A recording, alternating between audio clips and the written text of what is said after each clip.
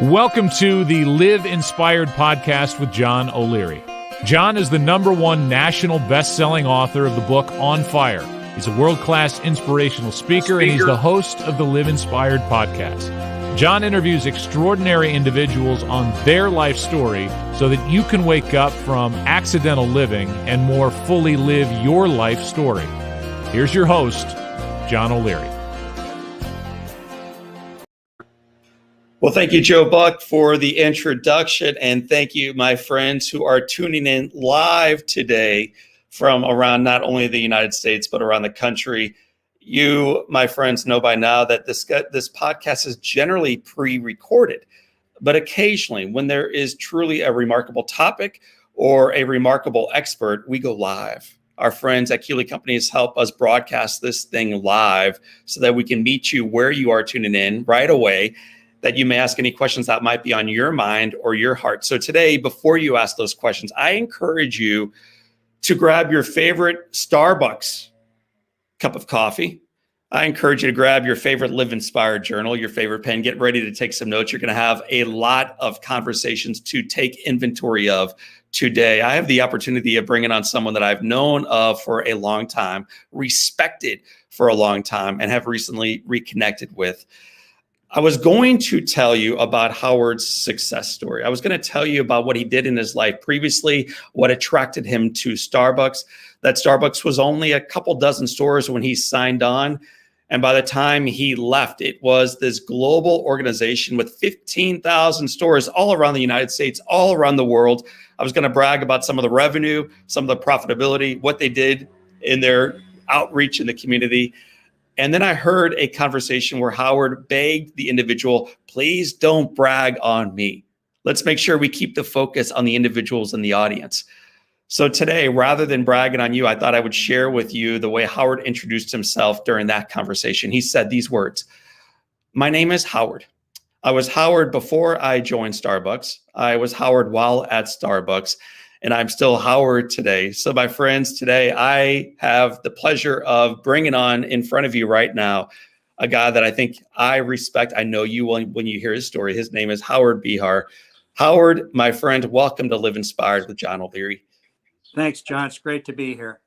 It is an honor. As I was bringing you on, there was a guy who decided to start cutting the grass right out of our studio windows.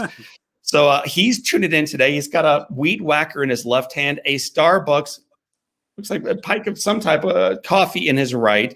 So he's lined up for today. I know I'm ready to rock and roll today. For our listeners tuning in, if you are live, let us know where you are tuning in from right now and what your favorite thing to order at Starbucks is. We're going to be picking a few lucky winners to receive one of Howard's books as we progress forward. So be engaged today. Share with your friends that you're live with us at the Live Inspired channel. Let us know where you're tuning in from and also what your favorite thing to order at Starbucks is. So Howard, as we dive into today, rather than me introducing you, I thought it might be wise for you to introduce yourself. If I had met you at a Starbucks and your face looked familiar to me and I said, hey, my name's John O'Leary, you look familiar. What do you do? How would you answer that question? I would say, John, nice to meet you. My name is Howard. I'm a son of two immigrants that came to this country in the early 1900s, couldn't speak the language, learned the language, met in Seattle, and got married and raised 3 children. And I'm the baby of the family at 77. So I've had a charmed life. For a guy without a college education, barely got out of high school, a couple of years of community college. My best subject actually was beer by the time I left community college. But I'm just a human being, actually a human becomingness, trying to live my life serving other people, which I think is the only role any of us have in our lives. Some of us read about that in leadership books like the ones that you have written and certainly read, because in reading your books, you're frequently quoting those who've come before you, which I think all great leaders do. But you also refer back frequently to being the son of immigrants. You frequently refer back to some of the heartache they endured, but also the grace and the generosity they modeled. So rather than beginning at, in your mid 40s as you step into Starbucks really for the first time, to me, it makes a lot more sense to start where the story begins. Would you just share a little bit of the journey your father went through as he came over to the United States? My father was 15 years old from Bulgaria, left his family. He was born in 1895, actually. And he left his family in 1911 as a 15, 16-year-old. He had a brother living in Vancouver, British Columbia, who was 20 years older than he was. And he gets on a ship himself. He makes his way to Vancouver, and they both immigrate to Seattle. And my dad never saw his family again, never talked to his parents again, never saw his other 6 brothers and sisters again. And figured out a life. And it wasn't easy because he, like I said, he couldn't speak the language, just like a lot of people coming into our country right now. But he figured out a way.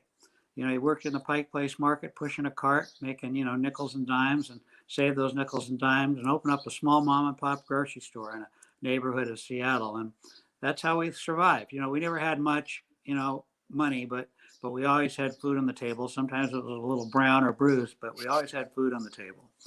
And You mentioned a ma and pa business. So for it to be a ma and pa business, there must not only be a pa, but also a ma. So would you? there is a mom. My mom was actually 13 years younger than my dad and came in 1917 as a 9-year-old or 8-year-old. And she came only, she had other family. She had a big family. She came from a family of 11 children.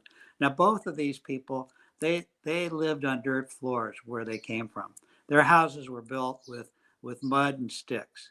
Mm. And that's what they always remembered, was how difficult it was and how appreciative they were to be able to have the opportunity that they had to live in this country and to do what they did. And they never let me forget it. They survived the Depression, they survived the wars. My dad, you know, almost lost his little business because he couldn't pay some of his bills, and my uncle stepped in, like all family does, and helped him out. And you know, he told that story a zillion times about how my uncle Izzy gave him $700, and they made the difference in his life. And those stories stuck with me. You know, probably the most important story is, my dad. I was just young. I was 50. My dad was 50 when I was born, and I used to go to the store after school every day. That was, you know, what I did. After I get out of school, I'd go to the store, and you know, I'd fool around, and my dad would ask me to do little things to keep me busy. But I was standing by the cash register as my dad was ringing up a customer. Now, these are the old hand crank cash registers. Right. There was buttons across, you press the button, pull the crank. So my dad said, "Howard, would you go get me a couple of baskets of strawberries?" And so I went in the back and I got a couple of baskets of strawberries, and I brought them up front, and he took those strawberries and he put them in the bag of what we call a customer, or what he used to call our neighbors and our friends. And I noticed after the customers left that he hadn't rung those strawberries up. And, you know, I was old enough to realize that. And I said, "Dad, you forgot to ring the strawberries up." And he said, "Howard, not everything we do in life do we need to get paid for. Some things we do because we just care about other people. And I happen to know that these people love fresh fruit, and they can't afford to be buying fresh fruit right now. So it's just my way of helping them out."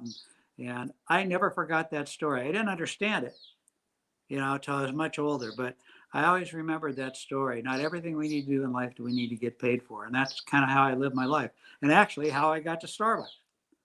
You know, I had talked with Howard a few times, and Howard Schultz, who is, you know, kind of the modern day founder of Starbucks. He wasn't actually the founder. And a year passed between our first conversations, and we got together again by accident. And he was still looking for somebody to fill a particular role. And he said, "Well, would you be interested in joining?" I said, "Before you decide that, Howard, or before I decide that, can I work in the company for a week for free? I would like to work in the stores for a couple of days, work in the trucks for a few days, and work in the roasting plant for a few days." And I did that. He allowed me to do it. And of course, I didn't ask to be paid. I just wanted to get an experience. I wanted him to see me, and I wanted to see what was actually going on. After that first week, I knew it was the right place for me. And so, you know, not everything in life do we need to get paid for. So let's go along with your timeline. So we've moved now through not only the grocery store and through your beautiful mother and father and through the furniture business and then the travel business. Mm-hmm. Now you're about 44 years of age. You meet another Howard. Yeah. You've got a vision for this, you know, this little coffee shop, seemingly relatively insignificant, called Starbucks. Yeah. I'm curious, you've been around the block for a couple decades professionally. What are you seeing in Starbucks? What attracted you to say, you know what, I could do my own thing, but I think it's here where I really want to do my best work? Yeah, well, I was trying to do my own thing, and you know, I was looking at businesses to buy, and the reason why I got to Starbucks is I found a business to buy, and I ended up going to see somebody that was helping Howard out and had a lot of experience. I was trying to buy a franchise for Oregon, Washington, British Columbia. And when I went to meet him, he said to me, he said, "What do you want to do something like that for? We need a guy like you right here at Starbucks." So after that week at Starbucks, I knew that this was not about coffee, that it was about people. And I just smelled that right away. Like you smell the coffee, I smelled that this was a perfect place for me, because my skill sets really relied around relationships, building relationships, maintaining relationships, serving others. I mean, it's what I loved. It's how I lived my life, and I was a practitioner of servant leadership long before I came to Starbucks. And so the opportunity to go to a little company, I never thought it was going to be big. I thought maybe we'll have a couple hundred stores, and I was trying to actually escape corporate life. I'd been president of a large land development company that was in a recreational land business, and we had to sell it. It got in trouble. We had to sell it. And so, here was this opportunity to join this small company, non-corporate. I could touch everything. I knew everybody that worked there by name. I knew their families, all those things, and I could make a difference. And that's exactly what happened. And I brought with me this idea. I was Howard, just like you said, I was Howard, being Howard, because I had long ago looked at my values and decided who I was. And so I go there and I start preaching the gospel of the fact that we were not in the coffee business serving people, but we were in the people business serving coffee. Sounds like a small play on words, but that really drove this idea that what we were here to do, to serve human beings, to serve the people that worked at Starbucks first, and then the people we called our customers, those human beings we call our customers. Howard, I'm curious. You're Howard, as you said, and there's another Howard already there organizationally, and they're trying to scale.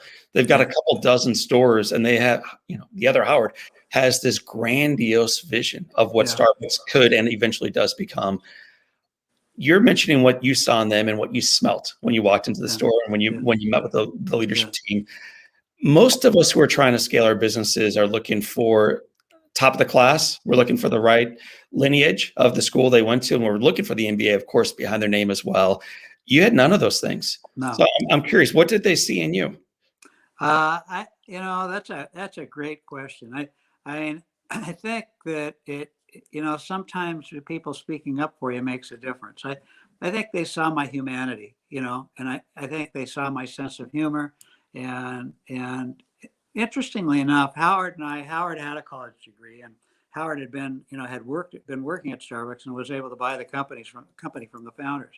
But before I went to work, I used to go to a Starbucks every day and sit and have a cup of coffee, and I was writing out all the things that I wanted to do, if I had my own company.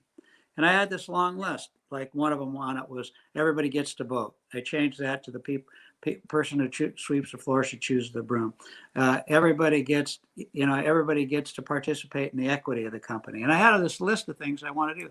Well, lo and behold, Howard and I shared almost the identical list.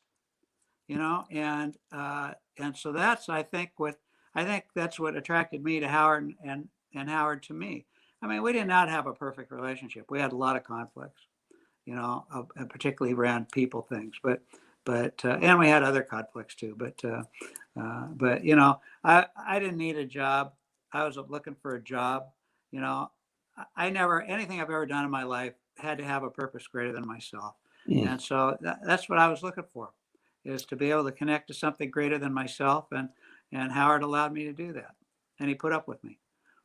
So Howard Behar, I have been working as a speaker and coach and author in this industry now for 20 years. And my first office was at a Starbucks. They did not charge me rent. They grossly underpaid me for the Wi-Fi signal and for my one small coffee that I would get every day, usually a blueberry muffin a couple hours later. My only experience with Starbucks was it's a large global entity. You saw it from the ground floor grow into that. I'm amazed by the humanity of that story. And I have a picture today of 3 of the individuals that helped imagine and then envision and then share the vision of what this could become. And so I'd like you to share with us who these 3 individuals in that picture are and how the 3 of them work together to create the Starbucks that we know and love today. I'm blown away that you have this photograph. The very far right is Howard Schultz, who was at that time, he was 33 years old. In the middle was a guy named Orrin Smith, who at that time was 45 years old or 46 years old. And then the picture on the left is me. And I just got to tell you, looking at that picture brings tears to my eyes. I love those three guys. I mean, we were the perfect team together. We were very different. Orrin they called Orrin the tortoise. Slow, methodical, but always got it done. You go in Orrin's office and you talk about something, and you might hear back a week later, or whatever it was, whether he agreed with you or not. And Howard and I were two emotional guys. Howard was, raised in a very poor family in Canarsie, New York, outside of Brooklyn, and never had much. And Howard was a street fighter. I mean, if you took a dime off of Howard's desk without asking, he'd break your hand, Yeah. But on the other hand, if you came to Howard and said, Howard, I'm having trouble with something, he would do anything to help you, And so we just fit together. It was like that basketball team. We always knew where the other person was on the court. We never had to look, and every Monday night we would get together and we'd talk about what was going on in the business. Some on Monday nights we'd cry. Some Monday nights we'd celebrate, but we always were together talking about what was going on in our lives. And we built a strong relationship. Any one of the two of us together would have been a disaster. Right. But the three of us together were magic. And that's the way it was. So the conversation's rich, and it's bringing in a whole lot of comments from the community, like John Daly, Mary Teresa, and Melissa. There's one question, though, I want to share from my friend David Fortenberry, who works at a wonderful organization called UCB.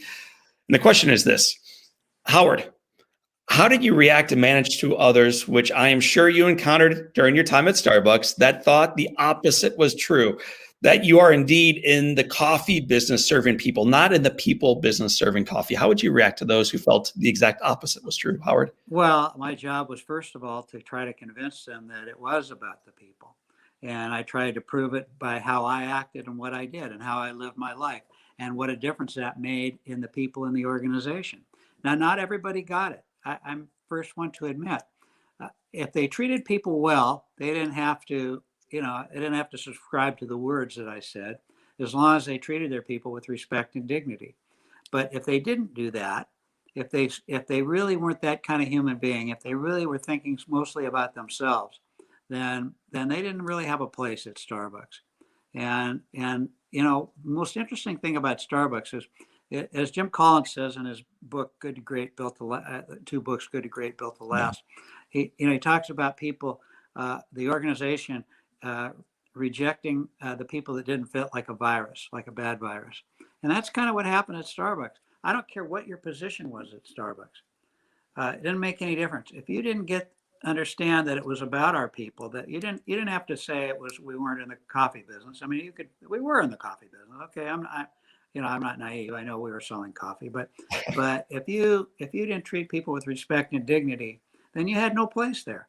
And we would love no matter who you were. I always thought, no matter what people did, how they acted, they were still human beings and deserved respect. And I tried to love them as much going out of the company as I loved them coming into the company. And were we perfect? No, we weren't. And I'm sure today at Starbucks there are people that don't understand that it's about people. It's about serving others, not being served by others. Mm. So, but we just didn't have room for people that treated people disrespectfully. We had room. I mean, and I wasn't going to argue about semantics. I looked at people's actions. So let's talk about both semantics and action. You mentioned a moment ago Jim Collins, and I know you brought him into Starbucks a couple of times to get clear on who you are, why you are, and ultimately what success looks like going forward. You also designed, with Jim and many others' help, the clarity around your mission. And you mentioned in this mission statement this idea of nurturing and inspiring the human spirit, which for those who don't know really what drives the leaders at Starbucks and the partners that serve the coffee, what it is ultimately is nurturing and inspiring human spirit, which is so attractive. It's so good. So what did that statement mean, and how do you think it has influenced your success? There's no question it meant everything. We were struggling. We had about 200 stores. And, what happens as you're growing, you start, there's lots of excitement around the growth. And then all of a sudden the hard work begins. You're doing stuff, you're working endless hours. You're traveling all the time. You're doing always there are issues, raising money. You know all this stuff, and so that it wears you down a little bit. You can get tired, but you never get burned out because you always are trying to focus on the greater purpose. But we were losing sight of our greater purpose, and it was starting to be about opening stores. And we had a woman that worked at Starbucks. Her name was jeez, I forgot. Sorry, I forgot her name. But anyway, she was kind of like a canary in the, Jennifer Karaman is her name. She was like the canary in the mine shaft. And she was always the one that said something's off. And she came into my office one day and said something's off. And, that's when we first got Jim Collins. We brought Jim Collins in. It was actually Orange Smith that knew Jim Collins. And the books weren't out yet. He was just this young professor at Stanford. But he'd heard about him and heard him speak. And so he came in and he worked with us to develop this, what he calls a BHAG, big, hairy, audacious goal. It's something you kind of never achieve. But you're always driving towards it. So we worked on that. It wasn't just officers. It was officers, directors, store managers, baristas. Everybody got to participate in this thing. It took us 6 months to kind of get the words right because, there was there were the people that wanted to talk about the business side of it. Yeah. We're going to have lots of store, all that kind of stuff. And I remember when those words were finally down on a piece of paper, and here's the totality of it. We want to be one of the most well-known and respected organizations in the world. Now, remember, we had 200 stores. That was a big dream. In the world, really? Right? One of the most well-known and respected organizations in the world, known for nurturing and inspiring the human spirit. Not a word about coffee, not a word about profits, not a word about any of that stuff. And, I connected so deeply with nurturing and inspiring the human spirit. I had my own personal mission statements for a long time. And I just said, that's me. I'm at that time, I was probably about 47 years old. And I changed my mission statement. And now my mission statement basically plagiarizes that. But it has all the meaning for me. Every day, I want to nurture and inspire the human spirit, beginning with myself first and then for others. Because what I've learned at being 77 years old, if you're not okay with you, it's very difficult to help somebody else. And so that statement has driven the company. I cannot tell you how important that statement was and how it continues to be important. And the same statement that I created that I never thought would last, that we were not in the coffee business serving, but we're serving people, but in the people business serving coffee. Those two statements have been drivers. It sounds like just two sentences, but they're so important. They gave us greater purpose. And whenever we got off track, we always came back to those things. You are a voracious note writer. I've read that, when you only have 200 stores, it's work, but it can be easily done. When you have 15,000 stores around the world, it becomes far more challenging. At one point, Howard, before you retired, you were writing, if I got this right, 2,500 notes a month to your partners, to your colleagues in the field, making sure that they felt appreciated, they felt loved, they felt seen. Talk about why that mattered.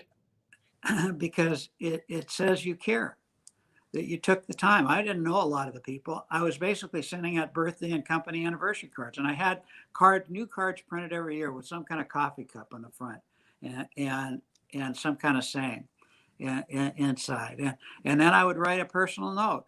Now, the ones I knew, I could write a little more personal, but I always wrote something. And I hand signed all of those. I used to take boxes of cards on airplanes with me, and I had these FedEx envelopes. I'd send it back to my assistant, and she would take those, sort them out, and then she would mail them out. And it was the most amazing thing. It's the little stuff that matters in life. It's walking down the hallway, saying hi. It's walking down the street, picking up a piece of paper, saying hello to the person that's coming in front of you. Even if they don't say hello back, fine, no problem. But just reaching out, always reaching out, and that's what I thought was important. And I wanted people to know that I cared. It wasn't about making money. It was about caring about people. I knew that we would make money. I mean, sometimes it was tougher than other times, but I wanted I wanted people to know I cared. What's so amazing, I've been retired from Starbucks for 10 years. There are still people that have saved those cards that may have got, over the period of time I was there, maybe 30 or 40 cards from me, and have every one of them. It's amazing how the little things matter. So I'm going to play off of that immediately, because what you're talking about is, well, some people are thinking right now, Howard, of course they saved the card. The president is writing them a letter that means a lot. I'm only this, or I'm just that. And before you and I hit record and before we started broadcasting this conversation, we talked about the need to remind people that they are not just anything, that their role in life, regardless of what that role might be, has a profound effect on those they are called to serve. And I've heard from my friend Miran Oka, who you and I know and love well. Miran, on her podcast, on our conversation with you, shared the story of a gentleman named Jim and his love of both coffee and blueberry muffins from Starbucks, and what just a few baristas did for him and the impact they had on him. Would you share for our listeners today who might be staying at home with their kids, or they might be retired, or they might be just students, or they might be just exhausted, that they aren't just anything, except they're just change agents for good around them? So share the story of these baristas and what they did. Yeah, sure. So this was a guy named Jim, and he was in a nursing home across the street from one of our stores in Santa Monica, California. And every day, Jim was in his 80s, and every day he would come into our store and he'd order a short drip coffee and a blueberry muffin, come in about 2:00. And he would sit there and he would talk to the baristas, and he wasn't a customer. He was their friend, and they were his friends, and they all loved him. I mean, and just as much as he loved them, and he was an ex-football player, and he'd come in and he's always wanted to talk football. And they would, every day when they gave him his blueberry muffin or his cup, one of the baristas would write a note on either the cup or the little bag. And he might say, "Hey, Jim, we love you," or "Jim, the Steelers suck." He was a big Steelers fan, and he would laugh. And that went on for a couple of years. And finally one day, Jim, at 2:00 comes, no Jim. 3:00 comes, no Jim. 4:00 comes, no Jim. And finally, one of the baristas took a blueberry. They always saved him a muffin because sometimes by 2:00 we were out, and they always saved him one. So he took the short drip and the blueberry muffin across the street to the nursing home and walked in the front door and went up to the receptionist and said, "Hey, I've got Jim's muffin and his coffee. Where is he?" And the woman just looked at him, and a tear came down her eye, and she said, "I'm sorry to tell you, but Jim passed away last night in his sleep." And of course, the people at Starbucks were devastated. It was a human being. It wasn't a customer. I hate that word, customer. Customer is like a person who's got a dollar bill pasted to their forehead, and if you just say something, you'll get that dollar bill. Human being, you don't care whether they got a dollar in their pocket. You're still there to serve them in some way or another. So anyway, a day later, one of Jim's children came into the store, Jim's daughter, and went to talk to the store manager and said, "Jim loved all you guys. The funeral's tomorrow, and I know he would really appreciate it if you could all be there tomorrow. I know it's difficult, but maybe you could find a way." And the store manager, with that blinking, said, "Of course," and found the replacements to run the store while they were gone. It was a few hours. And so they all show up at the mortuary or wherever they're having the service, and they walk in the front, and here are 3 huge round tables. Those big banquet tables when you're going to have a dinner at a banquet, they seat about 10 people. Yes. And they're around. And on each of those tables were almost all of the bags and the cups that had sayings on that the baristas wrote to Jim. It was incredible. I mean, they were blown away. They had no idea Jim was saving those around pot and those were. But what an example of how the little things in life can really make a difference in another human being's life. See, what they did for Jim was make a connection with these people. And they made him feel like he was a valued human being, that he was Jim and worthy of respect and dignity and love and caring. And, I have never forgot that story. And it's amazing how we forget that, we forget that it's not it's not yelling "I love you" from the back door of the house when you leave your home in the morning, but going up to your significant other, spouse or whatever, and looking them in the face and grabbing them by the shoulders and a peck on the cheek or whatever you do, and say, "Honey, I love you. I'll see you later." It's the little things that matter. Just so you know, the comments coming in from our friends who are with us live today as we stream part of this conversation. Tears. Wow. Tearing up over this story about Jim. It's just great stuff. It's all about the little things. Katrina says this: "You never ever know the impact that you have on a person." Pat says this: "Amazing story, so inspiring." And then we can keep going, but I'll end with this one. It's from my friend Mary Teresa, who says, "I was crying at the delivery. You are killing me with compassion this morning. Kindness, ? connects. We all matter. We all matter. In a marketplace, I think too frequently, Howard, where we forget it. A barista who does her or his or their job extraordinarily well reminds us that we aren't a customer, we're a human being, and our life has dignity as well. That story, the first time I heard you share it, man, I wept like a baby. And then I asked myself afterwards, why? Like, is it his delivery? Is it poor Jim not having enough visitors? And it's that one interaction. And I think most stories that move us for very personal reasons. What is most personal is also most universal. And for me, as a little boy going through the fire, I had just a janitor who came into my life every single day and would put the headset on me and let me listen to music while he cleaned my room well. And then I had just a CNA who would untie me from the bed and carry me back to the bandage change. And then I had just some RNs who would do the bandage change well. And I had all these just people who never, ever felt like they were just anything other than changing someone's life for good. So you remind us that regardless of our job title, that you have this unique ability, regardless of your color of skin, regardless of your background, regardless of how much you get paid or don't get paid, that your life can truly uplift another human being. So, man, it is just an awesome story. I want to thank you for sharing it. I also understand that you are a quote guy, that you got a whole bunch of quotes, or at least you used to, behind your office, most of them framed with little black frames. I wrote down about 36 of them, but today I'm only going to share a few with our friends. The first one is this. This one's so good because I still don't have an answer for it, but it is the right thing to ask. Here it is. If there was no praise nor criticism in the world, who would you be? So I'll say it again, and then I'd like you to tell me why you hung this quote up. If there was no praise nor criticism in the world, who would you be? Isn't that I love that quote, and it's the idea of figuring out who you are, right? Not who other people think you are or say you are, but coming to grips with the real you. And that requires some introspection, and that quote became so important to me because when I was younger days, I had some coaching that I had to change who I was. It wasn't like they were asking me to change the color of my slacks or my shoes. They're asking me to change Howard.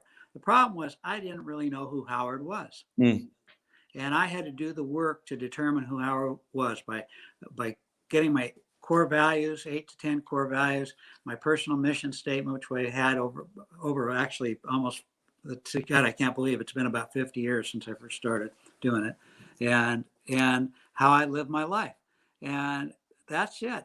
It's determining who you are, and don't let others define you. Let me just give folks who are listening in right now, whether live through social media, and I'm sure they are sharing right now with other friends, so many more can be impacted through your wisdom and experiences, but also the power of slowing down and not just hearing someone else's story and hearing someone else's mission, but designing their own, taking that worthy time for themselves. And so I'd like to share with you mine. I'll invite Howard in a moment to share his, and then encourage you to design yours at the end of this program today. My mission statement, the reason I get out of bed early and stay up late with a goofy grin on my face all day long, and I've been doing this now for almost a decade, I choose to thrive. That's where my mission begins. I choose to thrive because, for me, God demands it. My family deserves it. The world is starved for it. Let's roll. No excuses. That's not about speaking. It's not about coaching. It's not about writing. It's not about a podcast. It's not about a social platform. Not about being a better spouse. Not about being a better leader, a better child of God. It's about all these things, as Howard would say, one hat, that you understand what it is for you and you wear it well. Unapologetically, you wear it well. Right. So I know why I choose to thrive every day. And Howard, would you share yours? And then, I did already. As to every day, I want to nurture and inspire the human spirit, beginning with myself first, and then for others. And that's how I live my life. I try to do something every day that serves another human being. A lot of times, it's just picking up a piece of paper off the street, bending over and showing my big butt, and people are wanting to do that. Guy just get a $1 bill, but picking up garbage off the street and putting it in the trash can. I live in Seattle, so there's an endless supply of inventory to pick up, and I always have a job to do. But it just those are the things that just make a difference. I have what I call my 6 Ps, and I'll give them to you here real quickly. The first P is purpose. Everything I do in life has to have a purpose greater than myself. It has to be bigger than me. It's not about me.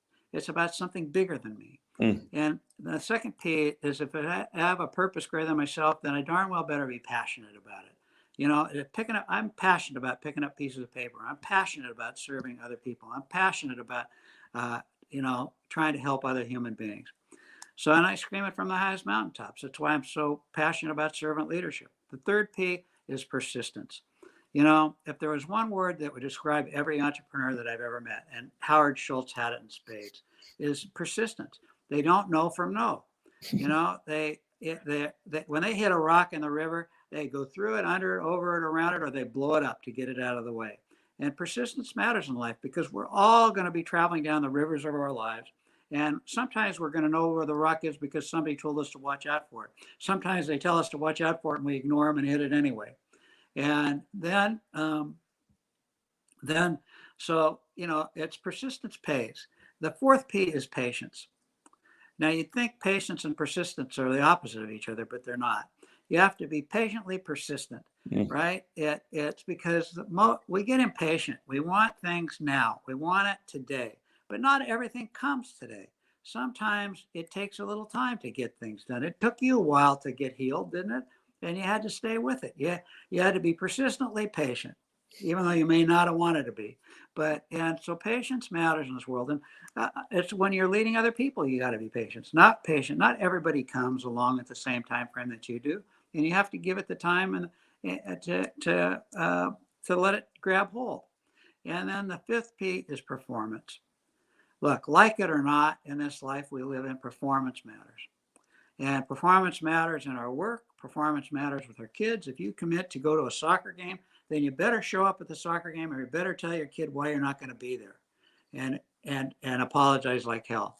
And if you promise the next time, you better be there.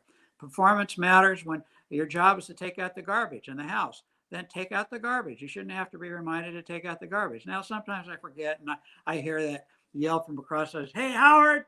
And I know I forgot the garbage, and so I take it out. And luckily, my wife forgives me. But performance matters. Performance matters at work. If you commit to your organization that you're working at to get something done, then you better get it done, or you better tell people that you're working with why you're not going to get it done. And so, performance matters in our marriages. It matters with our families. It matters at our work. It matters in life. And the most important person we need to perform for is not somebody else. It's ourselves. I have this little habit, a game I play with myself. Every night before I go to bed, I look in the mirror and say, "Howard, how did you do today?" That's all I ask. "Howard, how did you do today?" Sometimes I smile. Sometimes I'm not so happy with myself. But it's against my core values and my mission statement. That's all. It's pretty simple, And so, performance matters. And then the most important P, the single most important P is people. Everything we do is about serving people. No matter if you're a widget maker, just a widget maker, right? That makes widgets that go into a printing press. The printing press gets sold to a publishing company. The publishing company produces a magazine or newspaper that gets delivered to somebody's home to inform or entertain them. The widget maker is making a difference in somebody else's life. They're serving somebody else. And it's hard for us sometimes to make that connection. But that connection is really important. There's no job that you have that isn't about serving another human being. And it's up to us to define how it gets to that. And because everything does. And when we do that, we never get burned out. We may get tired, and because we all need to rest and to rejuvenate, but you never get burned out when you're serving somebody else.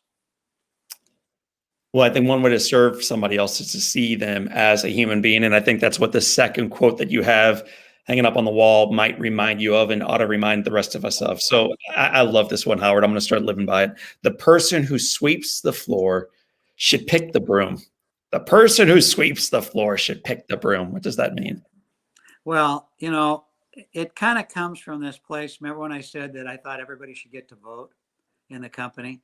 That we go out and we hire great people, right? Or we have children, whatever. It's just the human beings.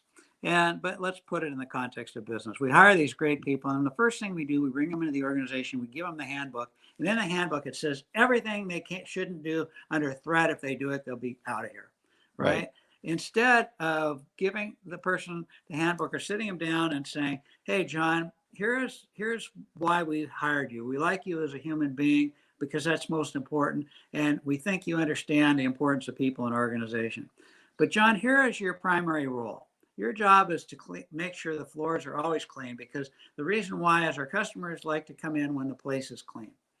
So John, here's a broom that we have. But at any time you think that you could find a better broom, we want you to tell us about it and we'll get you one. And see, the issue in most companies is the purchasing department determines what broom that John is going to use. And we don't listen to John because, John gets excited one day. He comes into your office and he's so excited he can hardly stand it. And he says, Howard, I was on the internet the other night and I found the perfect broom to use. I think I can increase my floor sweeping productivity by 10%. And the floors will be even shinier than they are now. You know how many bosses will just look at them and roll their eyes and say, can't you see I'm busy? You're just a sweeper of floors. And that's what happens. And so the person who sweeps the floor basically just says, honor your people. They're smarter than you think they are.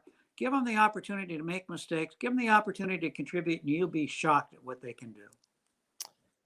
It's so good, Howard. And I'm tracking not only what you're saying, but some of the comments flowing in from social media. There are hearts. There is love coming your way. There's appreciation.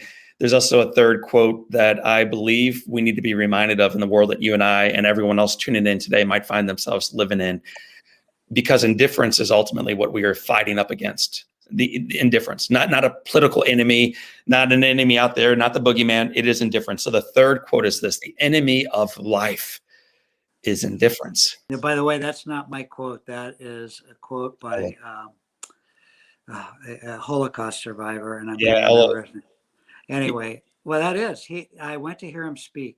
See, that's the way I learned. These quotes are this is how I learned. I absorbed these things, and he said, the enemy of life is indifference. It's walking up the street, walking by somebody that's got a cup out, just walking by, not whether you put something in the cup, but just honor it, say hi. Yeah. How are you doing today? I'm sorry I can't give you anything today, but maybe another day. But it's being indifferent to the pain and suffering of others, being indifferent to other people's difficulties in life. And was truly the enemy of life. And when you look at the world in which we live, it truly is. The people across the world, we just don't even think about their pain, their suffering. The people in our neighborhoods, we don't think about their pain, their suffering. And it's not being indifferent to it, but actually caring enough to be compassionate, to caring and do whatever you can do. None of us by ourselves can fix the world's problems, but together we can. So I'm seeing a comment from Wayne Connell and Wayne's a great friend of mine who lives out in Colorado, who reminds us, let's not forget the individuals today who still feel isolated, who are still living life by themselves, either physically or in other ways. But it ties into a question from another one of our friends named Matt Immersion. Matt's a phenomenal speaker and author. And his question to you is this, Howard. He wants to know that, hey, since Starbucks has started scaling up the technology, you can place your order before you get there. It's at the stand, before you even walk in. You grab it, go, easy. How are you planning on humanizing this experience going forward? And I recognize you're not actively engaged right now with the tactics of Starbucks, but do you see the humanization of? Yeah. I think there's room for both. And humanization doesn't just mean that you're able to sit down. Humanization also means how you're served. The idea that you're not just shoving a cup of coffee across the counter, but you're actually having a 10-second conversation. I used to tell our people that they were social workers, and they had 10 seconds to determine where that person was in front of them, how they were feeling about their day, and then responding accordingly to what they felt. With those little antennae that stick up out of our head. They got their eyes, they got their ears, they got these antennae that we don't see, but they're there, being in tune with the other person. And so you have to do both. I don't think Starbucks will ever move away from having, places to sit and to enjoy. But I think there's also room for the other side of that. For, if you're living in Manhattan and you're running 10 minutes late and you want a great latte or a cup of coffee, that you can place your order on your cell phone and you walk in, boom, you're out. I mean, we've always had that. But I think it's both. It's not either or, it's the and that makes the sense here. That's so good. You used a word that I love because I think it's where we're going to wrap up our formal interview. You used the word social worker. I wanted our team, I wanted our people to be reminded that they were like social workers. They had 10 seconds to identify the human being in front of them. So it reminds me of someone that you know and you love and that you respect every day of your life. And I'm going to show you a picture of her right now. This took a little bit more digging, but I found it, Howard. Oh So my I'd like you God. to tell our viewers right now who is pictured in that beautiful blouse right next to you in that picture. Is that one gorgeous lady or not? That's my wife, Lynn. And talking about an incredible human being, Lynn is an oncology, or retired oncology social work. She got her PhD in social work and taught for a while. And she's been serving others her whole life. And the others that are sick or dying of cancer and serving their families. And, Lynn has taught me more about life than any other human being, without a doubt. And we've been married for 44 years. Not a perfect trip, but but a wonderful trip. We were laying in bed talking about it last night. How the hell did we get? How did we get to 44 years? How did we make it? And we just forgave each other along the way, and we laughed at each other's jokes, and that holds true today. Talk about and I'm going to possibly mispronounce the last name here, but it will help me out with it. The Carol Lamar Scholars Program. What is that? Holy mackerel. John, you're incredible. Well, so Lynn, when she went to the University of Washington and she was getting her master's in social work, and she noticed that there wasn't a clinical program at the University of Washington. It was basically, social workers worked in communities, but there was no program for clinical workers that worked in hospitals. And so she decided that she wanted to help develop that program. And so we had some resources, and so we gave some money, but the money was to go towards developing this program. And so now she's had 120 students graduate with a master's degree in clinical social work from this program. And primarily, most of them have gone into the hospice or cancer parts of the hospitals to work with people that are dying or have cancer. And so that been her program. It's incredible what she's accomplished. And, the goal is to have 500 students go through this program. And that's a lot. And it's one of the most well-known and respected programs in clinical social work in the country, all because of her. She did it. I mean, she didn't do it. It was the other people that worked with her. But, I see an MSW here, Mary Teresa. Anyway, yeah. And so that's what she did. And it's amazing. I'm blown away by what she's accomplished. I've never been as good as she is, nor as smart as she is, period. Jandra Long wanted to not only let you know that she is not just anything, she is a registered nurse making a mighty difference in the marketplace, but she also wanted to thank you because every time she goes through a Starbucks drive-through, although the line moves relatively quickly, they always take just a moment to make sure that they make sure she feels heard and seen. So the desire you had to nurture and nourish human beings continues long after you've left Starbucks. It's an incredible success story. People always ask me, well, you must have had fantastic training programs. I said, we don't train people. We educate and develop human beings. You train pets, and that's what we try to do, is educate and develop. Now, most, you had to have some desires to be a good human being coming into Starbucks. Not everybody came with the same set of people skills, but we helped them out. We had programs that we used to help and develop their skills in that area. One was called Star Skills, how to live and work together. And that education development program, they were able to use it at home or at work. And it's still, I don't think they still call it the same thing today, but that was a driving force within inside of Starbucks. Made all the difference in the world. That's why Starbucks is successful was not Howard, Warren, and Howard, or they call us H2O. Yep. It was the people of Starbucks that made the difference. And what Howard, Warren, and Howard did was make it possible for the people to live their lives fully, to be honored, to be treated with respect and dignity, to be rewarded for their work, to not try to do it on their backs, but with them. And that's what made the difference. And the people of Starbucks built the business, not us. Our Behar, the last question I ask you today before we shift gears into the final 7, we call them the Live Inspired 7, is this. You have seen a great deal of life play out In your 77 years, man, you've been on top of the world. You've also felt as if you were buried by it. What would you say to someone right now who is not opening their 15,000th store, does not exactly feel like they've got life grabbed by the horns and they've got it all figured out, but they feel beat down and they're wondering how they ought to take the next right step forward and they don't feel maybe like their life has value. What would you say to them right now who might be struggling in their next step along the journey? Well, I really believe with all my heart that you need to work on defining who you are. So you have to identify why you are who you are. What are your core values? What are your 8 to 10 things that really matter in your life? Right? And then you take those core values and you write a sentence or two about how those core values inform your actions and decisions in your life, because otherwise they're just words. And if you don't write them down, right, then you're just wishes, hopes, and dreams. You got to write them down because you got to be able to look at them all the time to remind yourself. And then the second thing you need to do is to create a mission statement for yourself, something that drives you. You see it, there's this old quote: if you don't know where you're going, any path will get you there. And the most important thing to know about where you're going is who you are, because who you are defines where you go and what you want to do. And then the third thing to do is to write a paragraph or some sentence, like I call my 6 P's, about how you want to live your life. You see, once you have that in place, right, it's core to living. And it makes all the difference. And what happens to us is we lose sight of why we're here.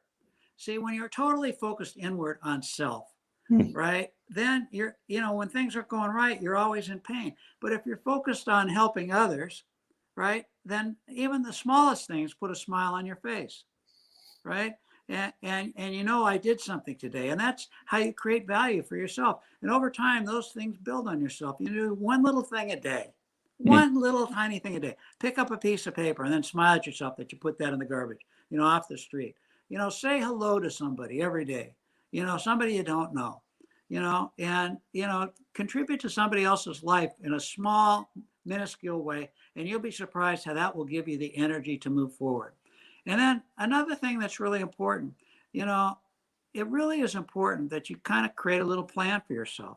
So Lynn and I, since we've been married, we've had this, what we call this planning session. We're kind of been lazy at it lately, but we would go away for a weekend and we'd have a planning session.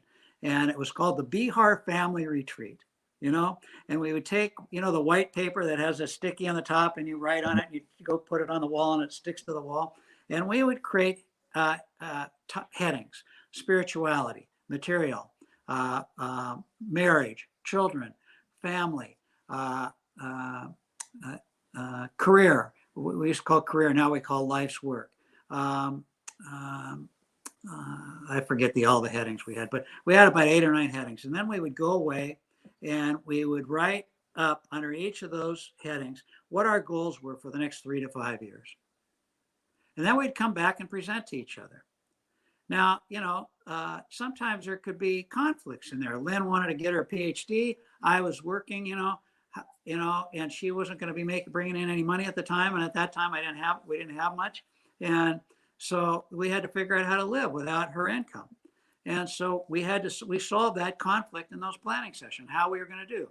When I was traveling a lot, she figured out how she was going to live without me being home a lot, and not being mad all the time when I was gone, And so we'd have a plan for our lives. We had a plan for our marriage, how we were going to make our marriage better, and so, it's worthwhile to you don't have to make it complex. You're not going to achieve everything that's on that plan, but at least have some goals that you set out for yourself, some things you want to do for yourselves.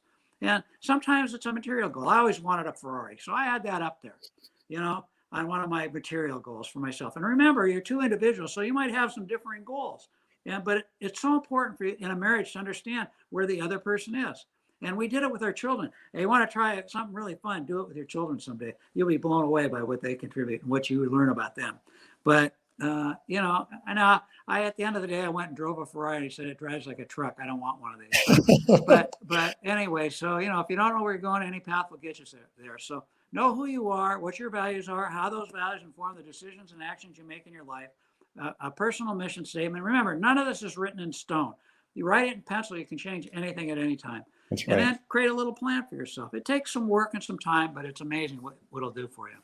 So Howard, we have bumped up against the hour that we have enlisted together. So we're going to race through the final questions. They are called the Live Inspired 7. They're brought to you today by our friends at Keeley Companies.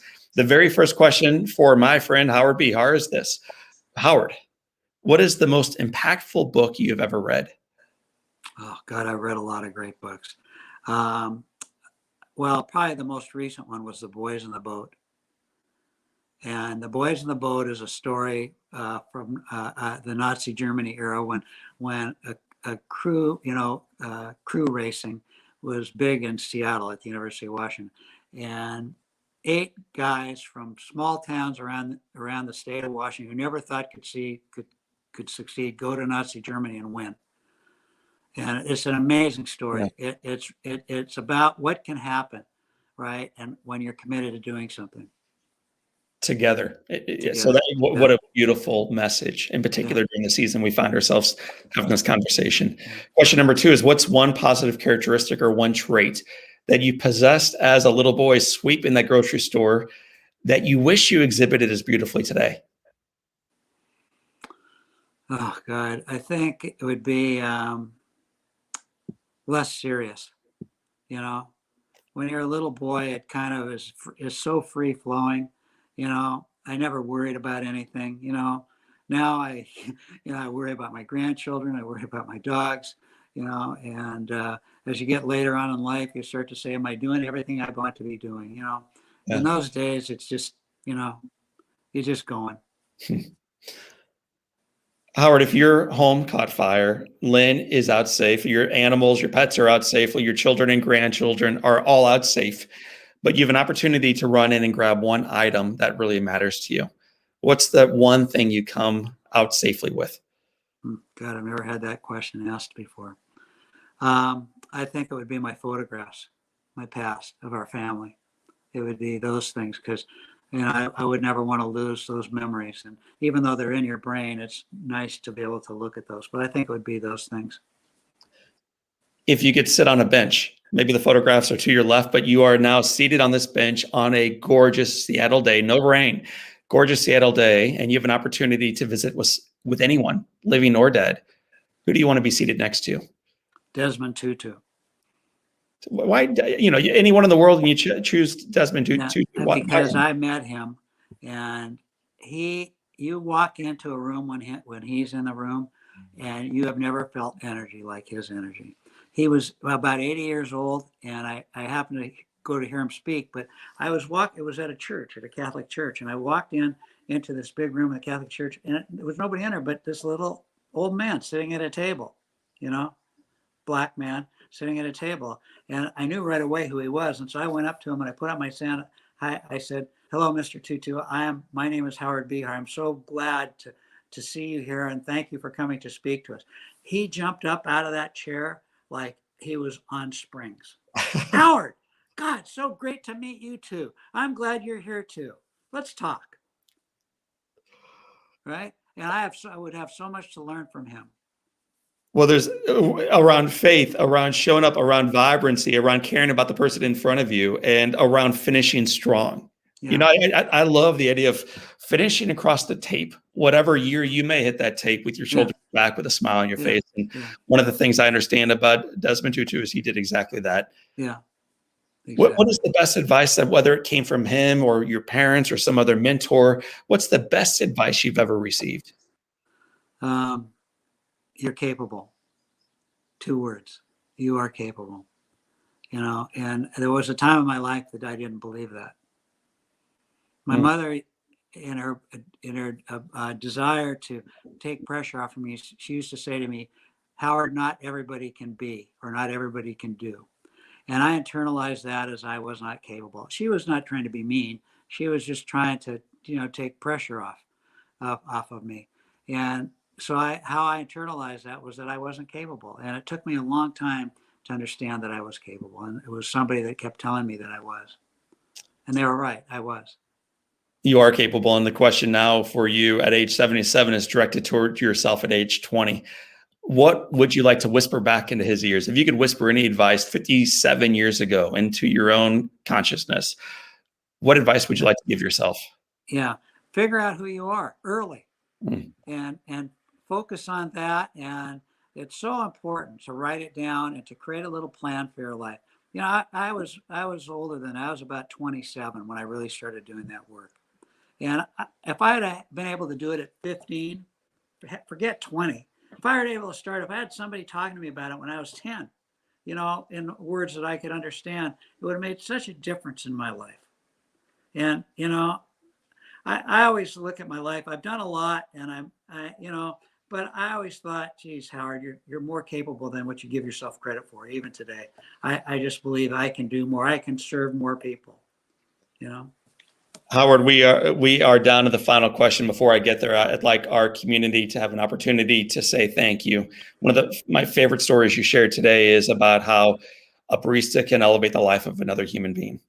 And gratitude matters, and writing things down matter, and sharing that love matters. So I'd like our community, as I ask this final seventh Live Inspired question, to share a little bit of love and a little bit of gratitude to our friend Howard Behar. And the final question, Howard, for you, as they write their notes on coffee cups and slips and bags, is this: Howard Behar, it has been said that all great people can have their lives summed up in one sentence. How would you like your one sentence to read? He set out to nurture and inspire the human spirit, and guess what? He did. Howard Behar, it was a fairly ambitious plan when you only had 24 stores to change the world, and yet you've done exactly that. I want to thank you for not only living well when you were in your 40s, but finishing strong today. It is incredibly inspiring, and you continue to change the world through your life today. John, can I leave everybody with one small thing? Please.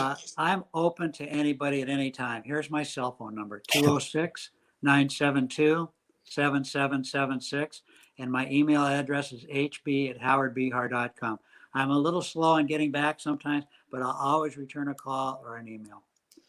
So, my friends, that is a first for us here at Live Inspired. We had one other participant do that. Her name was Edie Varley. Now we've got a second, a phenomenal leader named Howard Behar, who's just shared his cell phone and his email address with the world. So if that doesn't show you his humility, his humanity, and his desire to change the world one life at a time, I'm not sure what will. So Howard, thank you for being our friend. Thank you for living the message.